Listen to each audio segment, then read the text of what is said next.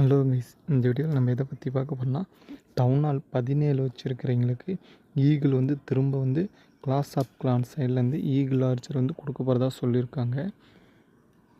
Down ஹாலுக்கு 17 கீழே இருக்கிறவங்களுக்கு வந்து ஈகிள் ஏற்கனவே இருக்குது. எங்கே உங்களுக்கு ஈகிள் வந்து கொடுக்குறாங்க அப்படின்னு நீங்கள் கேட்கலாம். டவுன் ஹால் 17 வந்து அப்கிரேட் பண்ணும்போது eagle plus town hall 2 merge ஆகி தான் நம்மளுக்கு டவுன் ஹால் 17 இந்த மாதிரி நம்மளுக்கு டவுன் ஹால் வந்து கொடுத்துருக்காங்க. டவுன் ஹால் 17 இருக்கிறவங்களுக்கு யாருக்குமே வந்து இப்போ ஈகிள் வந்து இருக்காது. அது ஈகிள் வந்து ரிமூவ் ஆனப்போ ஏகப்பட்ட பேர் வந்து ஈகிள் இல்லாமல் கேம் விளையாடவே பிடிக்கலங்கிற மாதிரி கமெண்ட் பண்ணியிருந்தாங்க சிஓசி சைட்லேருந்து. அதனால் இப்போ சிஓசி என்ன பண்ணியிருக்காங்கன்னா, இப்போ வந்து திரும்பவும் டவுன் ஹால் 17க்கு மேலே இருக்கிறவங்களுக்கு இப்போ டவுன் ஹால் 18 வருதுன்னு சொல்லியிருக்காங்க. அதுக்கு மேலே இருக்கிறவங்களுக்கு ஈகிள் ஆர்ச்சர் வந்து எடுத்துகிட்டு வரேன்னு சொல்லியிருக்காங்க.